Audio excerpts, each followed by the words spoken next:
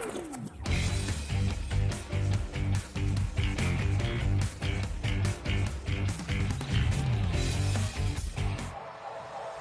found its way all the way into the back of the net, and it is a very special finish for Amy Sayer. The Matildas have taken the lead. Forward. The eyes are on Kerr.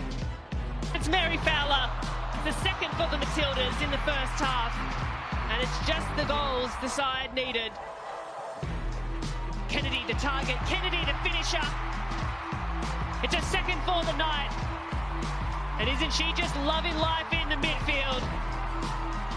Well, the Matildas rediscovered their magic touch in what was a very rainy Gold Coast Stadium. Hello and welcome to a special episode of Dub Zone as we continue to break down all of the AFC Women's Cup action. Now, I am joined by two players representing both sides of the Melbourne divide here. Melbourne City's Carly Roestbakken, good to see you. Thanks for having me. And Melbourne Victory's Grace Maher, good to have you. Thanks for having me. Well, ladies, before we crack into the nitty-gritty of Matilda's 4-0 win against Iran, what was your overall thoughts on the performance? I thought we asked them to step it up a notch, and they certainly did. I think they came out firing, really put Iran on the back foot and got the goals that they needed in that first half. And then second half with a few changes, a little bit more frantic, but they got the 3 points and are looking forward to the next game on Sunday. Yeah, I think they definitely wanted to come out and make a statement.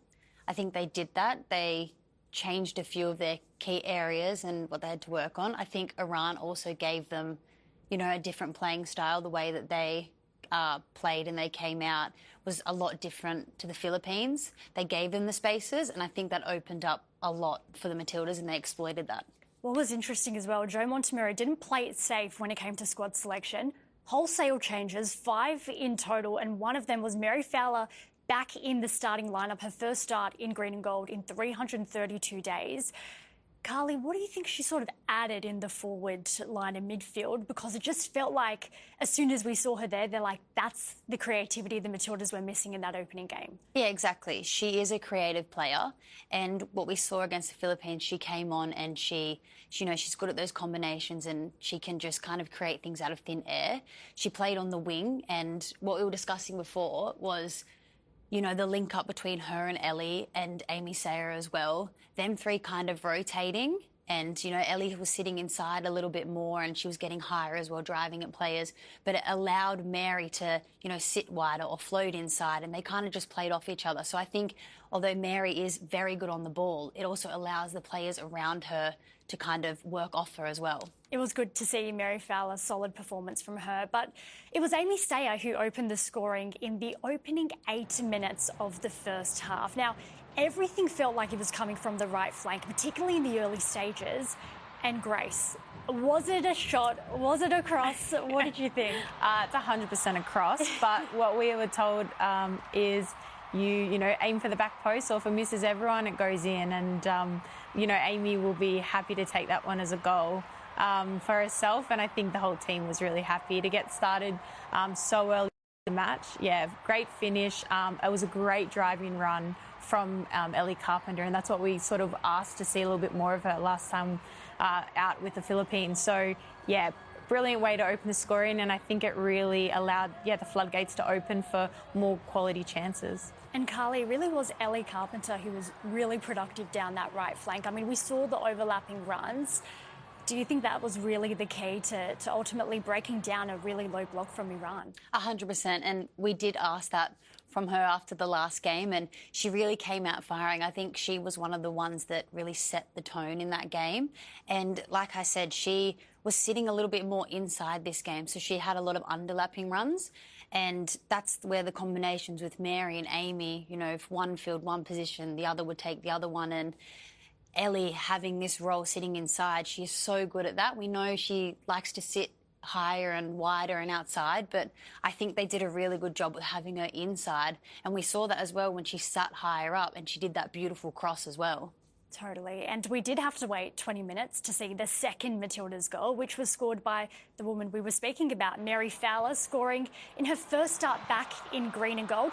Right place at the right time here, Grace. I mean, she's got to do the work to lunge at that. A lot of players would probably not think to get their foot because all it needed was a tiny touch.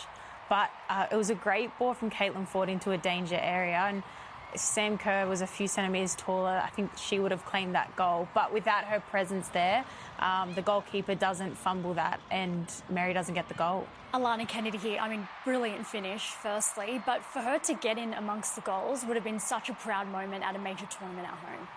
Oh, 100%. You know, Lance, she does have that ability. She has scored quite a few headers and she can finish like this. But doing it at home, I think this is something that she's probably been looking to do. And you don't know how long, you know, a lot of these Matildas, it's the golden generation. And I think she'd just be really happy and proud to do it in front of her family. Now, there was our old friend VAR. It was quiet all tournament, but really decided to come into play here when the Matildas took on Iran. It was the first chance here for Caitlin Ford. Her goal was chalked off for offside. And after this one, we will see as well, Sam Kerr suffered the exact same fate.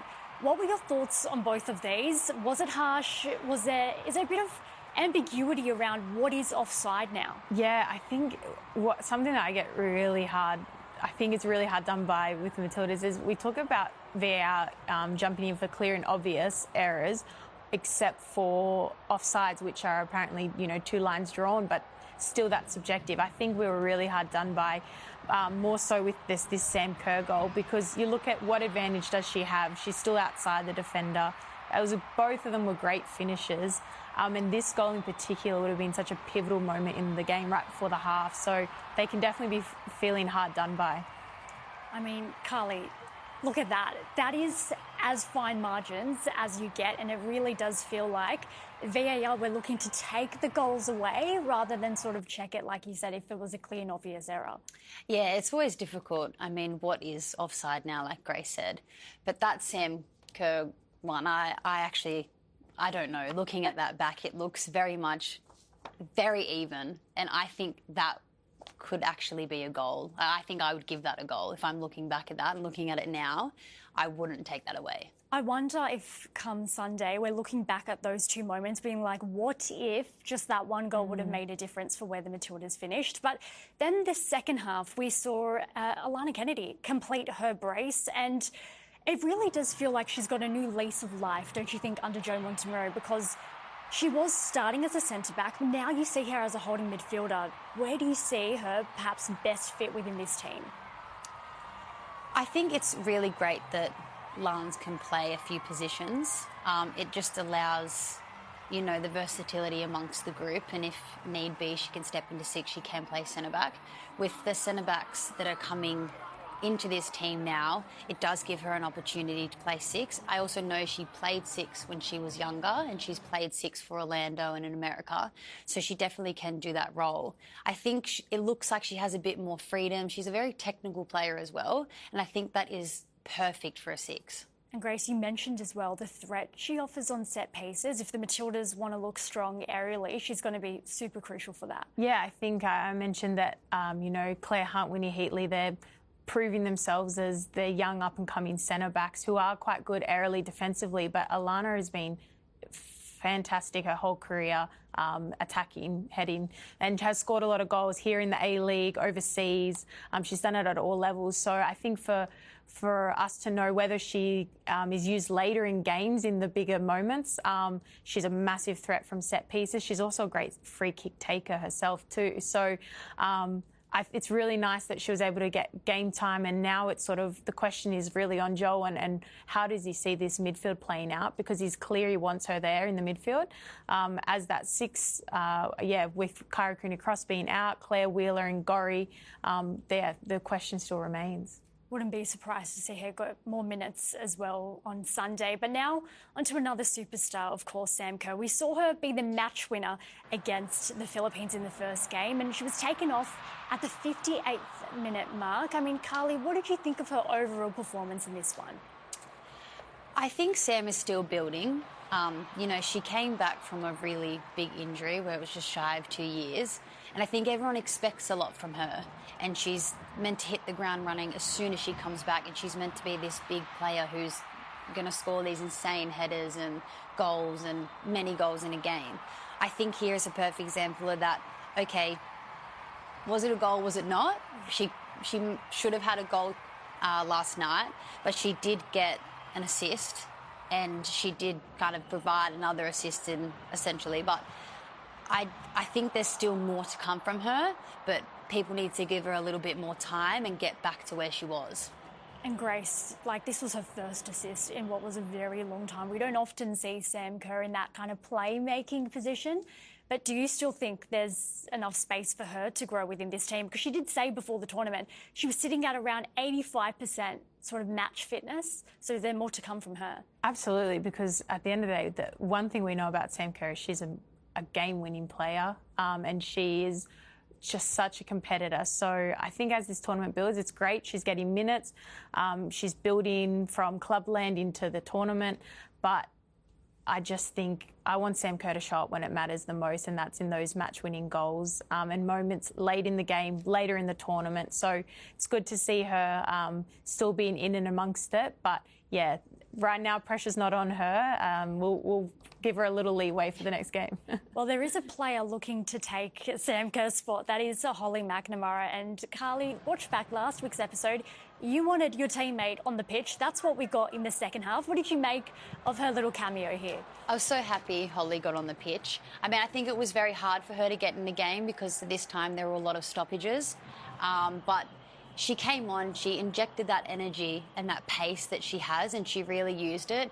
She had a couple of shots. She also had a couple of crosses that got blocked, one in particular that went out for a corner. So all those little things really matters, but I think most importantly that she's getting the minutes and she can really build herself and show herself on the international stage.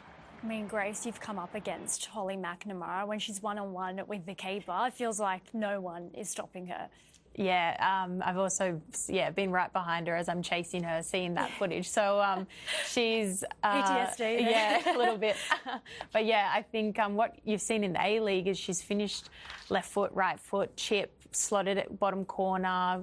So she showed that versatility and her creativity to finish. And now, look, the international stage is a massive step up. You're coming against much more physical and faster players on average.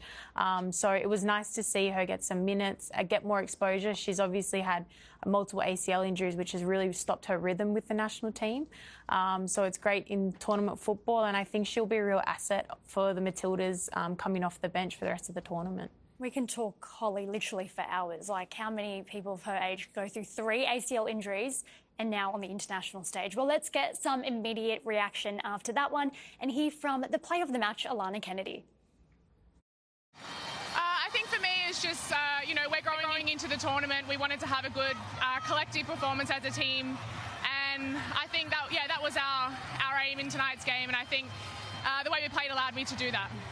You've been a mainstay in this Matildas side for over a decade now, but how good is it to see this new generation come through and put in a really solid performance as well? Yeah, it's amazing to see the talent that we have coming through in the next generation. A lot of us have been here a long time, but seeing them step up in big occasions in front of a big crowd, it's really great to see, and we love to see everyone doing well. Love that, Alana. Also struggling to hear me there. It was very loud, screaming on the microphone. But she spoke about the next gen coming through. But don't forget about the golden generation. They will want to sort of pick up on unfinished business from what happened at the 2022 tournament. So you think players like Alana will have a point to prove as well? Yeah, 100%. And like you said, that this could be their last major tournament, especially on home soil. They'll want to go out, they'll want to fight for that medal, and they'll want to do, their families, themselves, the country proud, because you never know what's going to happen, after the next cycle, especially with a lot of young talent coming through. But yeah, I think that golden generation, they have done a lot. They have kind of set the pathway for the next generation coming through. So I think they can look back either way and be very proud of what they have done. But they obviously want to go out there and get that medal. Grace, this may be a bit of a deep question, but if they don't win the Women's Asian Cup, is this going to be a defining moment of how we remember the golden generation, the team that almost could but never quite got there? That is a deep question. I put you on the spot there. I think the legacy they've built goes far beyond the trophies. being someone that's been around football while the whole nation's sort of woken up to the Matildas when we've been in football and we've known about them, since they were playing in front of 500 people, now 50,000, 86,000 at a core. So, yeah, I think no, but I know the players and I know that they will want to look back on their career and all they've done and sacrificed with a trophy. But I think not many players get to do it, but leaving an era behind with that trophy that would mean so much to the football community is definitely on their mind. And maybe that's the little push that we need as a country to bring home another silverware. Let's now hear from the man looking to guide them to some silverware, Joe Montemurro, after the win against Iran. Yeah, look, I mean, we were brave. I mean, we created many opportunities. We did look to break lines a lot earlier. I think, you can see that the rhythm and the tempo was a little bit more than Sunday, but all good steps forward. Next up is Korea Republic, who knocked out of Australia in the 2022 edition. But your defence is yet to be tested. Is that a concern when you go up against some of the tougher sides in this tournament?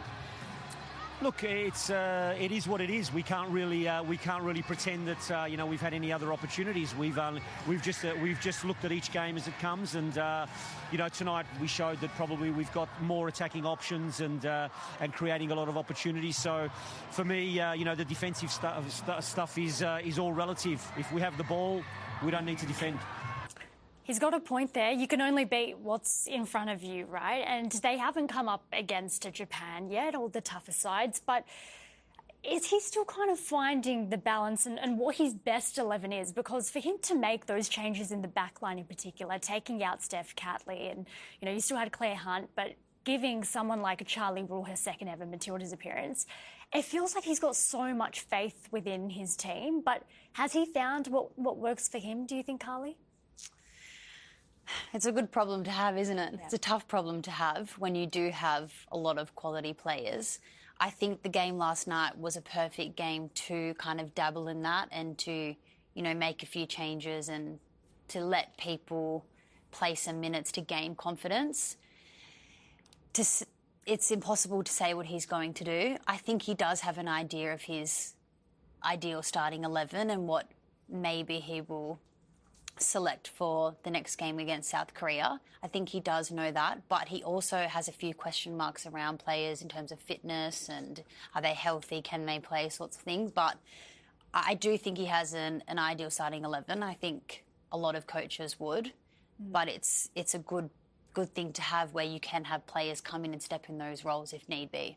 And Grace, with that Korea Republic game in mind, the back line, what did you think of the 4 players he chose, and is that strong enough to potentially try and weather the storm against a tougher team? Yeah, I think one of the great things about potentially having 2 easier on paper games is he was able to experiment, and what you always see historically with any team that goes all the way and wins the tournament is you have stars that step up within those teams and they're the ones that are awarded the player of the tournament. So being able to expose more than just 11 players to the starting lineup for 2 games has allowed that doorway to open for more players. So I think he's waiting, Ellie, of course, Steph, of course, Claire Hunt seems to be his go-to, and then it really is it Winnie or is it Charlie? And we won't know. I think he's probably going to look to favour more Winnie Heatley given her experience.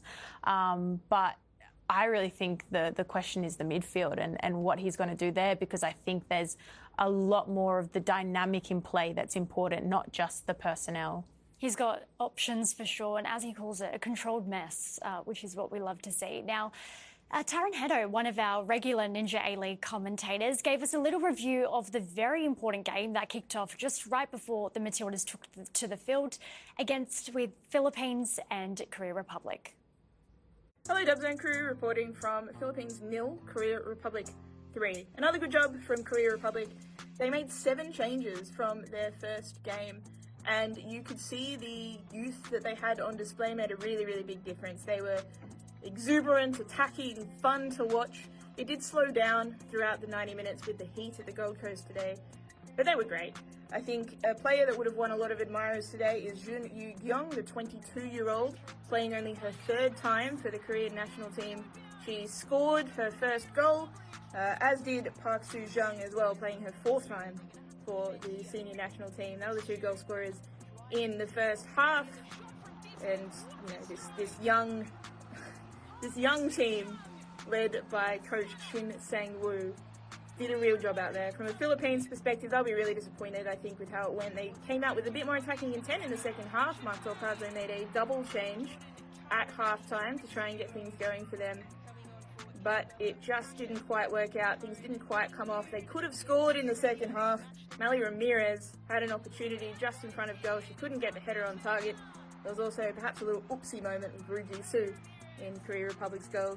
But at the end of the day, what the game does do is, if Australia defeat Iran, as expected, sets up a tantalising final match day 3 of Group A. Can't wait for it.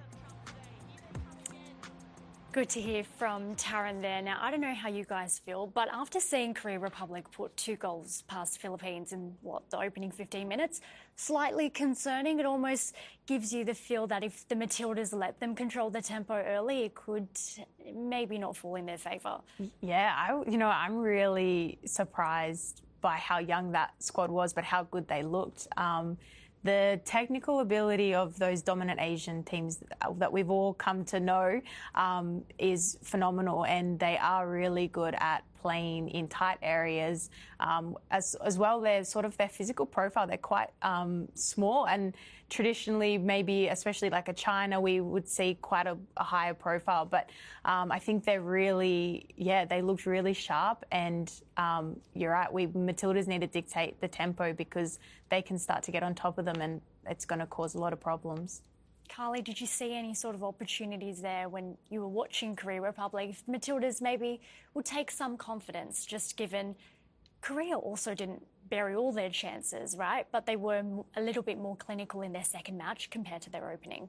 Yeah, and I don't think we can forget that the Matildas also played them last year, and they won 1-0 and 2-0.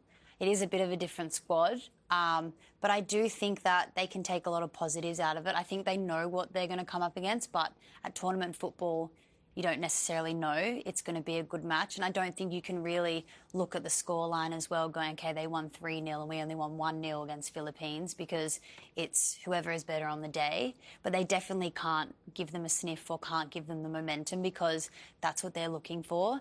They will sit in a block and then look to counter. I think the Matildas can exploit areas, in behind their fullbacks, because they like to push on a lot and overlap and get high.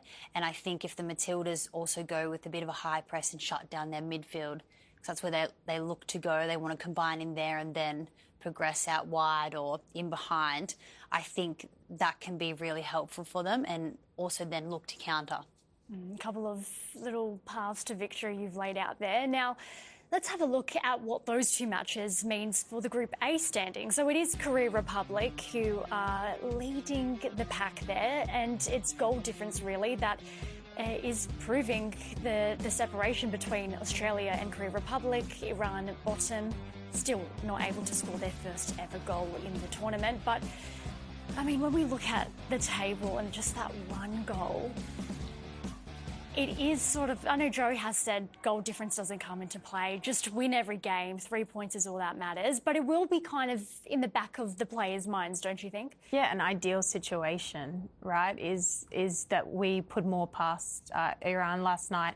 I think we knew what we had to do, and it was why the second half felt quite frantic. Obviously, they had the substitutions, a fresh front line, but it was like we started taking shots from, it was a panic. And I think we did drop that quality that we had in that first half. And you probably can put that down to the fact that they were, in an ideal world, would like to get the 2 goals and be top of the group, knowing that a draw was enough on Sunday. Let's change tack slightly now to another Asian Cup competition for our young Matildas, the under-20s, who will kick off their tournament next month. And Peter Trimmis, one of the Ninja A-League stars, will play a key role. She's preparing for her second tournament, donning the green and gold. Bauman, Prakash, Trimmis. Peter Trimmis with the shots! The Central Coast Mariners have their equaliser, and it's Peter Trimmis, the centre of everything. today. Trimis does well. Really, really well. That's one for the highlight film. Peter Trimis bends it around the wall. The last few months of Peter have been very impressive, and very proud and happy to see the individual success she's having. She's contributed to the team at Maher in a really important way, and that's what I want to see from my position, and seeing her influence games, and obviously all the players. We want to step away from just being a moments player to being a consistent player, and she's definitely taken that shape in the last couple of months, and it's brought a lot of joy seeing the way she's performed the last few months. I've really enjoyed my experience at this camp. I like coming in and seeing all the girls from different A-League clubs, and just being able to enjoy ourselves on and off the field. Alex gives us a lot of freedom to play how we want and be creative, so I'm really enjoying that part of it. Just seeing your last name on the back and that you're playing for your country is something that will never feel real, but something really exciting. It's great having Avani and Tiana in the squad here with us in the Young Matildas. We've grown really close this year, playing together so much, and then coming here as well. I love hanging out with both of them, and they're such good people off the field, so it helps us combine really well on it too. Won the throw, taken quickly, Gomez. Into midfield, shot from distance, oh my goodness! That is extraordinary from Peter Trimis! That was a pretty surreal feeling. My dad used to always tell me, like, if you get a chance and you look up and the keeper's out, just take a shot. And for the first time, I actually did it. And then, going in, didn't really feel real, but really happy moment. That is an absolute bomb near the halfway line. I remember hitting it and it felt nice off the foot, but then looking up and seeing it actually go in is another thing, I think. So, really happy. She's gone another level. This camp's been a really consistent one for her.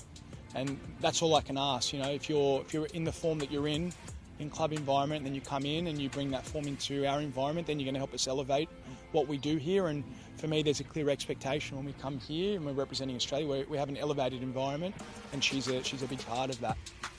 And as soon as she gets the ball at her feet, she produces magic. Peter Trimis, it's hard to believe she's just 19 years old. A breakout season for her. 5 goals, 3 assists. Grace, I don't think they could have replayed that goal she scored against your son, I'm sick of it. You were deadpan and shaking your head, but you've got to give it to her. That was an absolute banger. Yeah, that was a screamer. I remember the game because when I wasn't shutting it down, because I went, you don't shoot from there. For that to go in, it was, an absolute worldie. And I actually thought, that half we were building up really well. And so when it went in, it was like, that's one of those freak goals you can't do anything about. The momentum's with us. But she went on and was scoring for fun after that. So I'm glad we gave her the confidence she needed to go and do it to other teams. I'm sorry, I think if I've counted correctly, that's 5 times that goal I showed with you. Why not show it one more? Oh, never gets old. Now let's have a look at the schedule for the under-20s Young Matildas. They've been drawn in Group C. Their opening match is on April the 2nd against Chinese Taipei, followed by games against India and the arch nemesis in Japan. Now, on the previous show, I believe both of you mentioned that Japan would be a key country to look out for. Do you think there could be any other dark horses in the tournament that maybe Australia have to keep an eye on? DPR Korea is, if they potentially come up against them, they're known for dominating in the junior national teams, the under-20s. I think South Korea as well would be a very tough opponent. I think China could also be quite tough. You're naming all the countries Matildas so pretty much, But I do think that in their group, you never know what you're kind of going to come up against, but Japan is definitely a tough one to have in your group. Yeah. That's the one you marked down, watch out for them. We always got told the flaw of Japan was that they try to score the perfect goal. So if they're tapping it in from the 6 yards. So if you can prevent that, then you maybe can beat them. But at that youth level, their technical ability seems to be far better than all the other countries, and it's probably something to be studied because it is a really difficult opponent. And then DPR Korea, they come from such a different culture that, from what I've been told, they are sort of in camp 24/7 and it's their livelihood to play for the national team. So there's this element of do or die on the pitch that every time I've played against them, you just can see blood, sweat and tears. So two formidable opponents that will come up against. Quick one for both of you. How far do they make it? Have they got a genuine chance of winning it? Honestly, I think the group that they have, it's very different to when Grace and I were in Young Matildas. We're in two different teams, but I think that the players that they have there now, you see what Peter was saying, they have in each A-League team, there's a few of the girls together as well. So they're kind of in that environment all the time. They do have a lot more camps than previously what we had.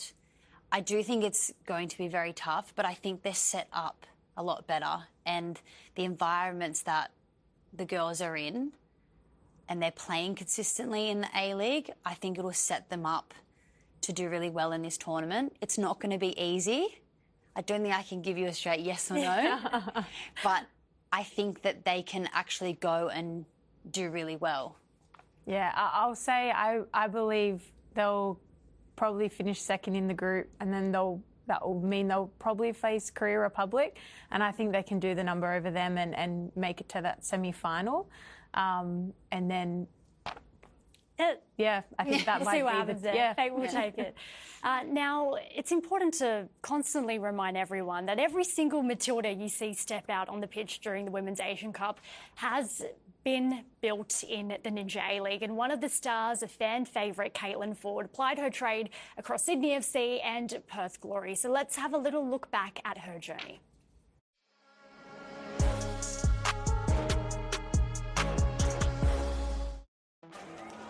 Ford weaving through! A moment of the highest quality from Caitlin Ford. Conjuring up a bit of magic, there is the Matilda. The fans loving it like her. It's McCaskill's the beneficiary. Lovely ball. Ford's onside this time around the keeper, Caitlin Ford, with the first goal of the W League season. Back from Lagasso. Olafrico, she wants to fire, links up with Ford, who slots it away. It's another goal for Caitlin Ford. Great memories there with Caitlin Ford. Now, she started in the Illawarra region in New South Wales and has since taken over Europe in the WSL with Arsenal, scoring match winners for them, and we see her in green and gold. I mean, is there a case, an argument to be made that Caitlin Ford on her day is probably the most important cog within this Matilda side, Grace, don't you think? I think so, because she's shown at a club level how important she is to one of the best clubs in the world. And in the women's game, you know, they're now the champions of Europe. She's been consistent. She's refined her ability to assist and score. And I think especially with the absence of Sam Kerr for so long, she really stepped up and led that front line. So absolutely, she's the most important player, I think, for this tournament with the form she's got.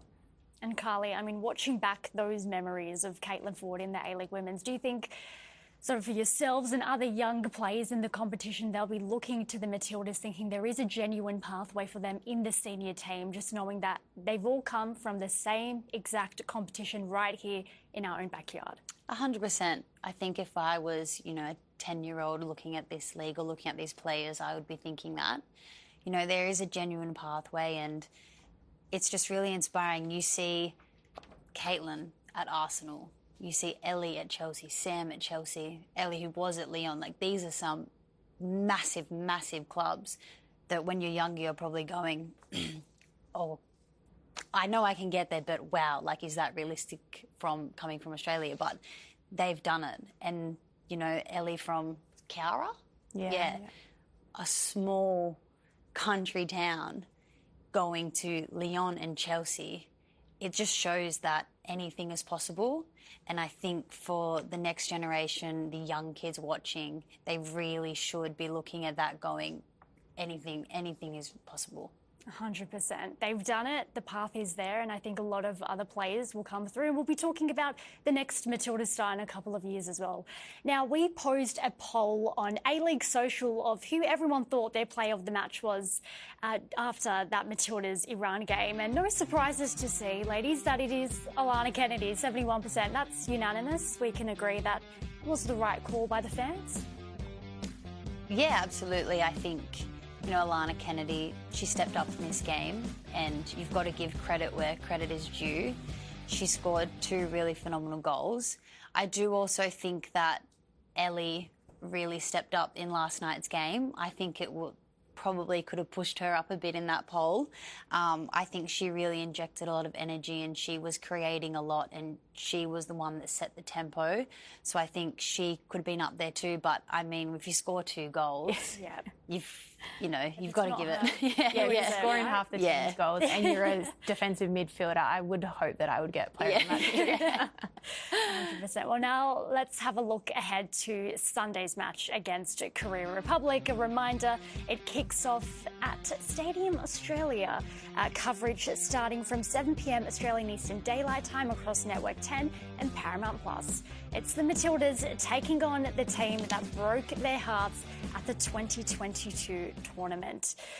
Ladies, what's going to be key here for the Matildas to take 3 points? Because that's exactly what they're going to need, given that they are 1 goal behind on goal difference.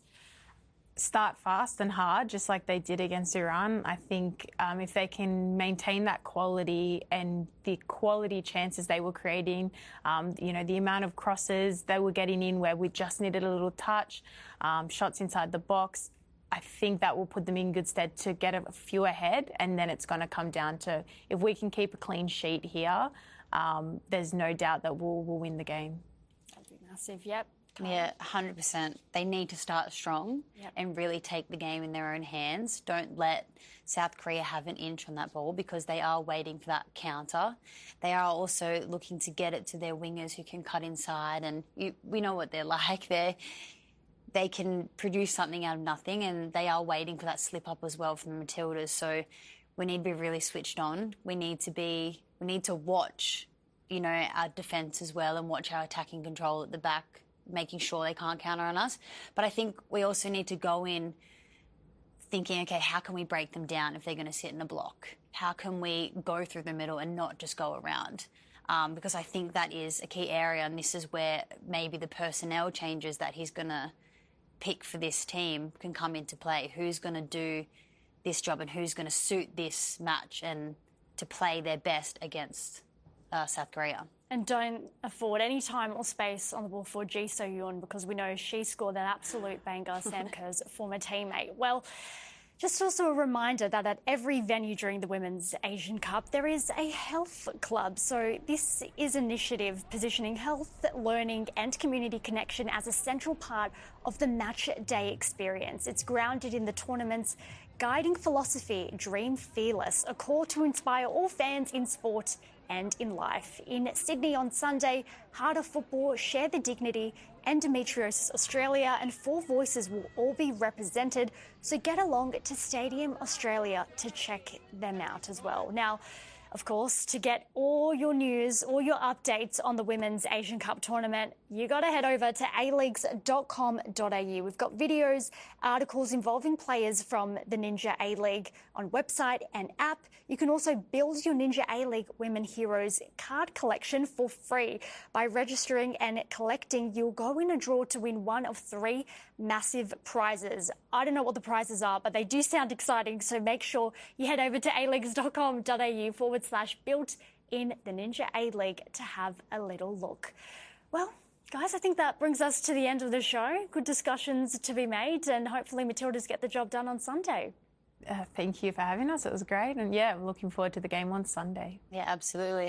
Hopefully they can score a few goals and take those 3 points. Hopefully, of course, Australia can get the job done on Sunday, where we'll be back on Monday to dissect all the action. But for now, it's goodbye.